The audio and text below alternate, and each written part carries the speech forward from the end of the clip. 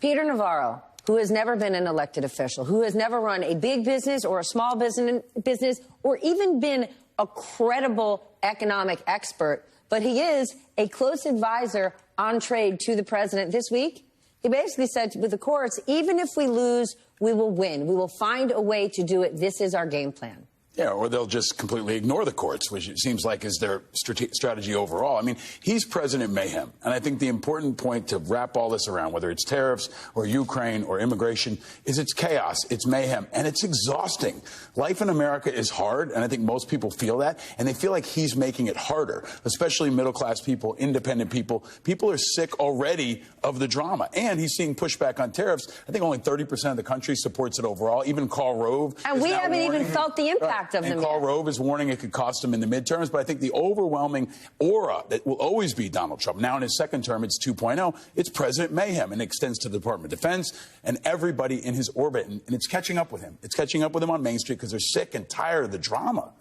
He doesn't like being embarrassed. He's been embarrassed by Taco all week long, that he, in turn, doubles down because he doesn't like what he's been called. He did it today. And he endangers the country even more deeply, which is what Putin, maybe most of all, is taking advantage of and revealing. He's running rings around Trump. You know, Trump said he was going to have Ukraine solved in days. He said he was going to close the border. Now he's saying he's going to build a golden dome. I mean, all this is fallacy, and you've got somebody in a former KGB agent in Putin who's manipulating him on the public stage and embarrassing him. And laughing at us. And while simultaneously, Lindsey Graham is talking about dropping sanctions with other Republicans that Trump may not support. So he's getting surrounded from different sides increasingly, but most dangerously of all, on our national security. That's always the undercurrent that we need to most be concerned about, and it's where he's always in above his depth and where the chaos extends far beyond just tariffs. It becomes about our national and domestic security, which continues to be at risk also because of the increased risk of domestic extremism and the terrorist attacks and anti-Semitism and all the other stuff that's brewing in this country that his chaos exacerbates. But the impact of this is seriously damaging, potentially. Last word to you. Yeah, I mean, it's all damaging. I mean, and they continue to say the only people you should trust is us. And the propaganda machine and messaging continues to consolidate. And we're talking, right, where Pete Hegseth has still got his former lieutenant. You know what? Fill us in on this, because we haven't even thought about it. It's still ongoing, right? We've still got Signalgate, which is out there in the open. Let's talk about incompetence and sloppiness. You know, we've fired senior JAG officials across the military. Now they're touting that recruiting numbers are up, and recruiting numbers may be up because they're consolidating the type of people who are joining the military, and they're consolidating the propaganda message. They're no longer doing press conferences. They're no longer taking objective press with them. And Hegseth is just talking straight to camera. So I've said this all along. Everything they want to do across the government, they're doing at the Pentagon first. So what they're doing with Kennedy at HHS is exactly what Hegseth has been doing for a couple months.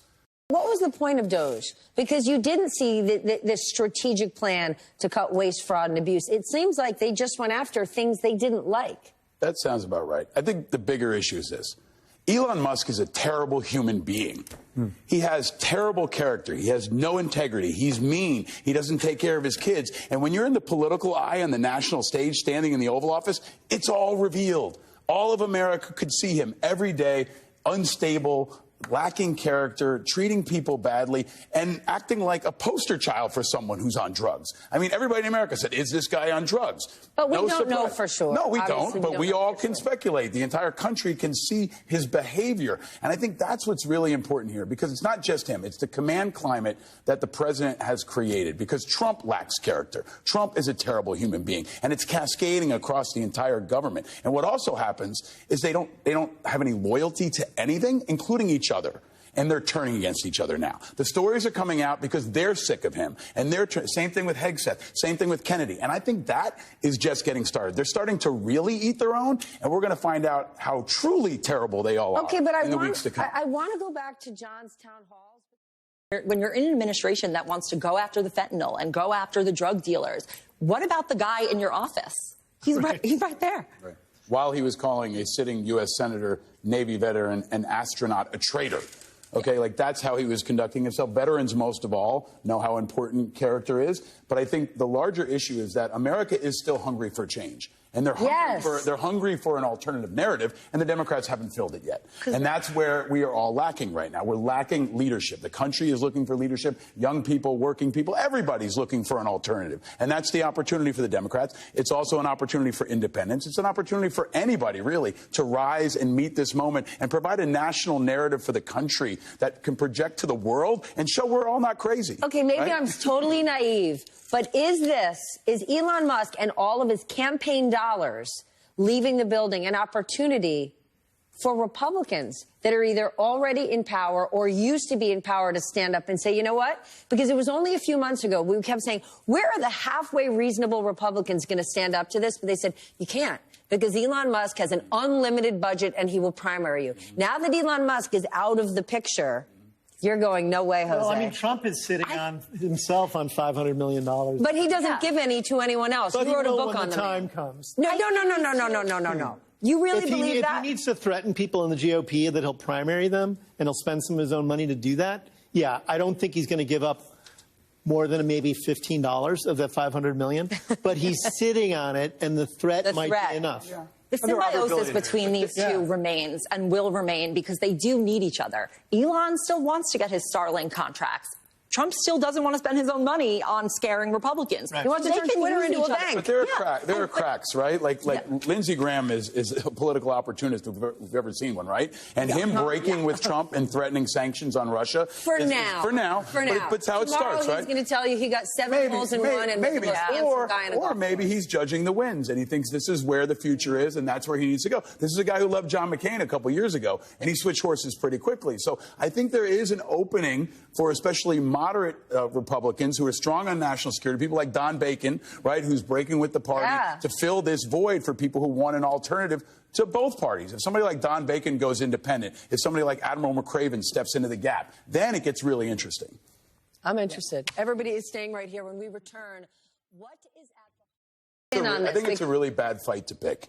Harvard is one of the greatest American brands. And it's a place where all the smart people in America go. They have tons of money. They elect presidents. I mean, it's a really bad fight to pick. And where all the smart people want to go. This whole argument... Let me be clear. Let me just make a point, okay? I have a child who just graduated high school, and I'm going to look right at you. This argument that they're telling you that ain't nobody wants to go to Harvard right now is baloney.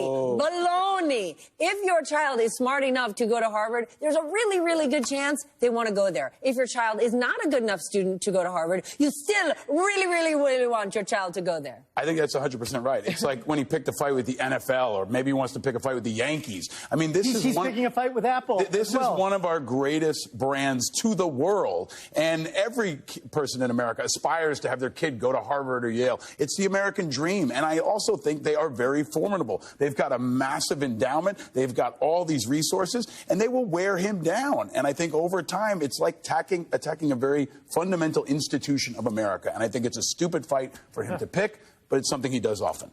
When? The New York Knicks. Oh! They are lighting this city ablaze. They're bringing people together. They're fighting. They're grinding. They're coming back from being down. They're never saying quit. And they're led by Jalen Brunson, who is an incredibly hardworking, ethical leader that doesn't bang on his chest. He's not boastful. He just grinds and gets things done. And it's electrifying. And no matter how this ends up, they've already put New York back on the map as the true mecca of basketball. And I think brought basketball back to this country in a way that's really important. Do you know how we connect Jalen Brunson and Pope Leo? No. Does anyone here know? They are both alumni of Villanova. There you go. Talk about, how about that? How about that?